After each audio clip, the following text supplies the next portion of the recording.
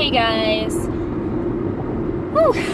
So I'm on my way home from an event that I was working for, the liquor company that I work for. I work for a bunch of them. So I just decided I would quickly do like a quick little car vlog, if you will. You're on my phone. I got a new dashboard, like a stand for your phone, so that way it's hands-free. And so you're in the car with me. Yay. So something I've noticed lately is my face is changing. Sometimes like in cameras and like pictures and like videos that I take, sometimes my face looks really kind of puffy and fat. So it'll be interesting to see if, I believe that is a symptom of like your thyroid being nuts. And the other thing is I'm really excited for, I'm seeing my endocrinologist tomorrow. Yay! Who would have thought they'd be super excited about that? Me! So I go, I believe at like 8 in the morning, which is gonna be kind of interesting. And we're gonna go over the thyroid uptake exam and see what those results said. And it'll be interesting to get some of their perspective. I'm going to let them know that I have a consultation for surgery and if I should keep that appointment. Sorry, my phone. Oh no, it just slipped off. Slipped off its dashboard thingy. Okay. Oh man. Oh, and I drive a stick shift, you guys. So there we go. Sorry, it's kind of as good as it's going to get for now. So see if I should keep the thyroid consultation surgery open or not. I have a feeling that I have a feeling that I'm gonna need it. It's just a feeling. So something else I'm doing tomorrow too, after my after my endocrinologist appointment, I'm gonna go see a psychiatrist. Why? Am I that crazy? No, we shouldn't joke about being crazy, I know it's very politically incorrect to say crazy and probably use the term needing a psychiatrist. But here's the reason why I'm going to go see a psychiatrist. A long time ago, like 3 years ago, so long I know, my doctor found out that, or whatever, says I have ADHD, whatever. And so I've been on Adderall for 3 years, and it has been very life-changing, to say the least, about Adderall. I can focus, I can get things done, I don't have as bad of anxiety because I'm getting tasks completed, I don't get so annoyed when people interrupt me. So that's what's really kind of nice with the Adderall. Sorry, this lady's like looking at me like I'm being crazy, but whatever. I don't really care. I really don't care. Anyway, but right before my doctor, my primary care doctor, did a blood test on me right before that appointment. So. Gosh, where am I going with this story? You see what I mean, you guys? Like I start talking and then it's like I fade out. That's how it's been lately, and that's kind of part of it. So about September of 2017, I went in to see my primary care physician, and my primary care doctor usually has me come in every 3 months for a checkup to make sure that I guess I'm not a crackhead and abusing Adderall. I don't know if that's just like a normal standard procedure or if she's just like very much against giving out Adderall and wants to monitor it. So I get it. But my doctor also is she never likes to prescribe me anything. If I say, hey, I have a sinus infection, I can feel it, can you please, and I'll go there, can you please give me a Z-Pack or some antibiotics? She'll tell me no, and then never fails. I end up like in the hospital with like pneumonia. Whereas when I have a sinus infection and I get like a Z-Pack, it clears up. I feel so much better. and we're good. She doesn't like to overprescribe, and I know a lot of doctors are afraid of that nowadays. I get it. My husband does, felony DUIs all the time, and he sees constant heroin overdoses and all that. And I know doctors have been, known to overprescribe meds. And how can you tell the people who are abusing it versus the ones that are not?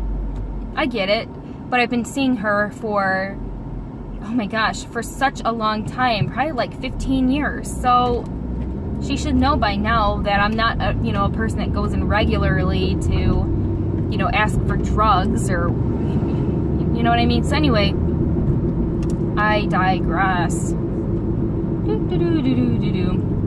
So I decided, I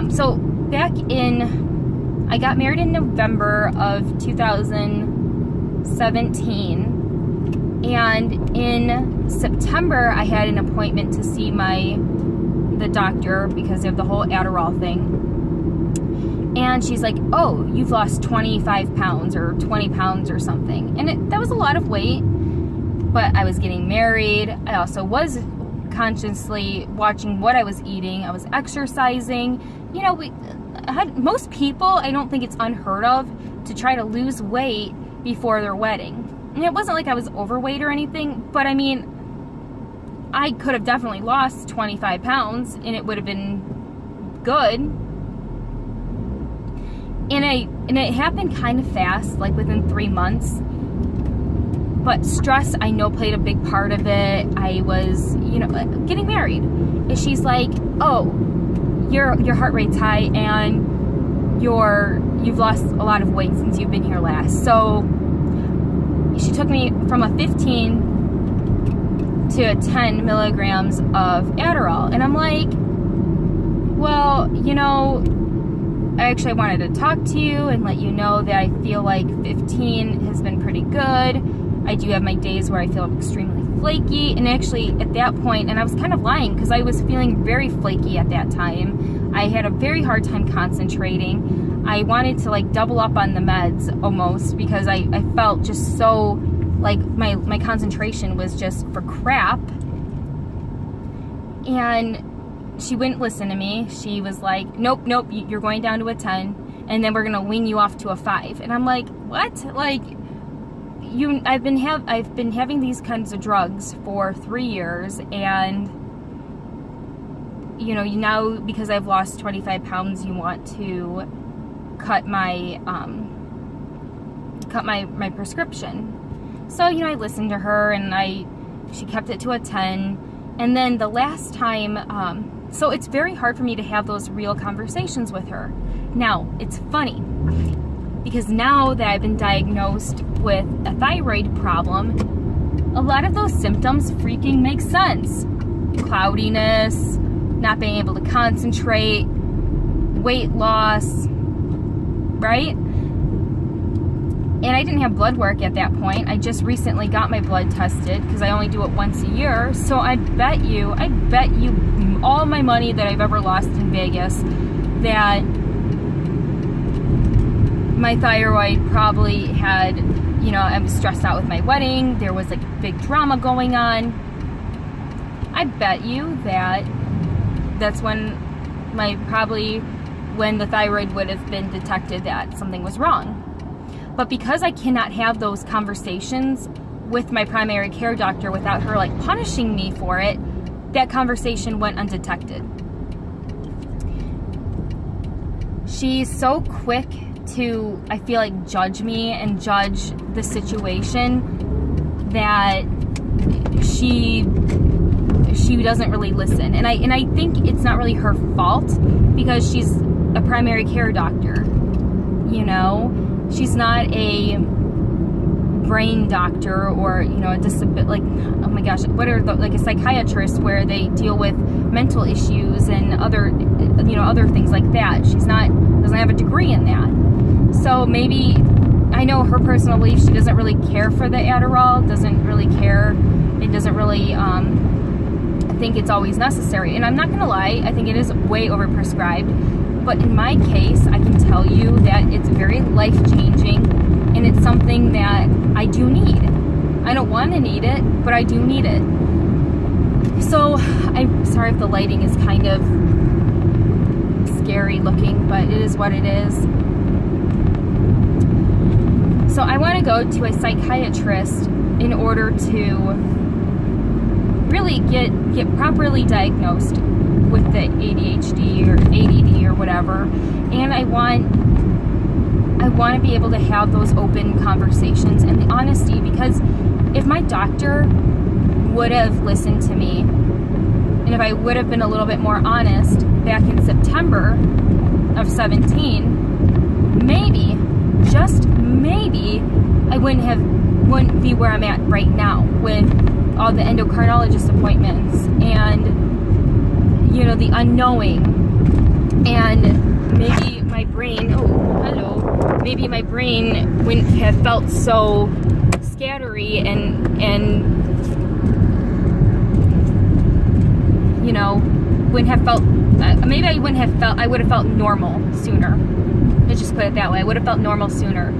So I'm going to go and see the psychiatrist and have the real conversation with her, and hopefully I can trust her and build that kind of trust with a doctor-client relationship, and I can get the correct dosage of medication,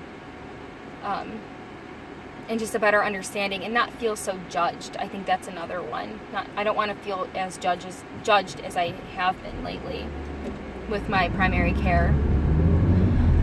So that's what I'm doing tomorrow, the endocrinologist, and I'm seeing a psychiatrist. And I know, gosh, it seems like a lot of doctors, and is it overkill? I don't know. But my deductible's maxed out, so I'm going to take full advantage of everything that I possibly can and try to just live the most normal and healthy life I can. So, sorry, I know the lighting is not the greatest. But that's really it. And then, just a little more. So my grandma had spent a week in the hospital, so from Thursday to Thursday. She's getting out today, but she, in my opinion, shouldn't go. I love my grandmother to pieces. I would do anything I could for her. And my poor grandma, she had lung cancer, and it's kind of really messed up her lungs, and she ended up getting pneumonia, and now she's on oxygen. And from my understanding, and obviously I'm not a doctor, I probably get a lot wrong, but my grandma,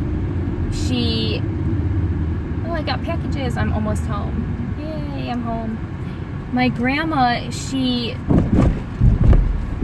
her oxygen level has been at they wanted her oxygen level to be at a 4 or lower, so that way she could go home and use the machines or whatever, like use that breathing, the oxygen machine. But her level keeps going up, so now it's at a level 10. And because she has been there a week, they're like, there's really not much more we can do for her here. We should send her to, sorry, because I keep messing with this thing. I gotta kind of figure it out better. But they're like, because she's been here a week, it's time for her to go. So they're kind of kicking her out, and they're like, well, she can go to a nursing home or a rehab, or she can go home. Now, my grandma's old. She's scared to death to go to a nursing home. And I would never let my grandma go to a nursing home. We have plenty of room at my house. I have my office. And we just finished what we thought was going to be the baby room. If we had a baby. That's what we were calling it. We redid it. So we're going to make that my new office. And I thought, my grandma can come live with me or stay over a couple.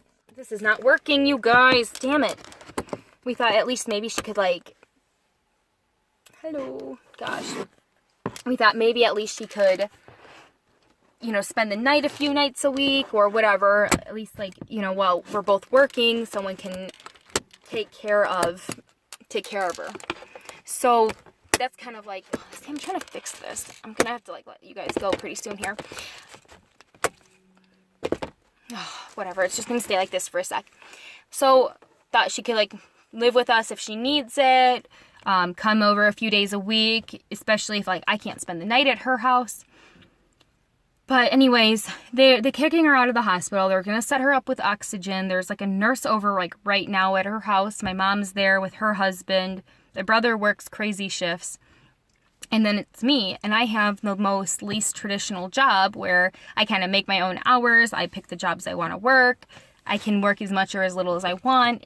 You know, I got a pretty good gig set up. So, and I have a husband who's super supportive, and he's the one that like really kind of like, you know, takes care of somewhat of, like, don't get me wrong, I bring home a good amount of money, but he's the one that gets the insurance, and you know, he's got a better job than I do. So I'm going to go probably spend the night with her because she's at a 10 when they originally said that they wanted her to come home at a level 4.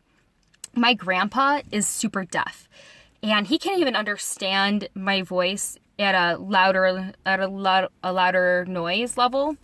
He just can't hear certain frequencies. He has a hard time hearing.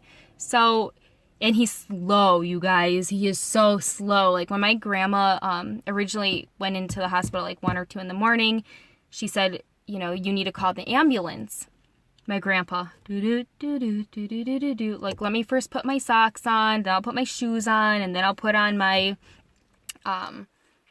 you know, and then I'll call the ambulance. She's like, no, you gotta call now. And then he doesn't remember how to work the phone right. And then he can't hear the operator. So my grandma had to do all of that.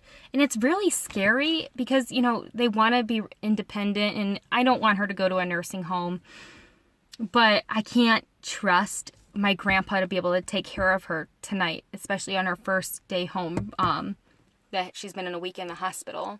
So I already talked to my husband, talked to my mom just a little bit. She's like freaking out because she really shouldn't be home, you guys. But I made the choice that I'm going to spend the night with her, and then hopefully we'll figure something out, and maybe she can come stay with me and my husband. But that's kind of it. I will let you guys know exactly what happens tomorrow as far as my results. I'm super kind of giddy and excited about it. And yeah, that's it. Thanks for joining me on my way home. Bye, guys.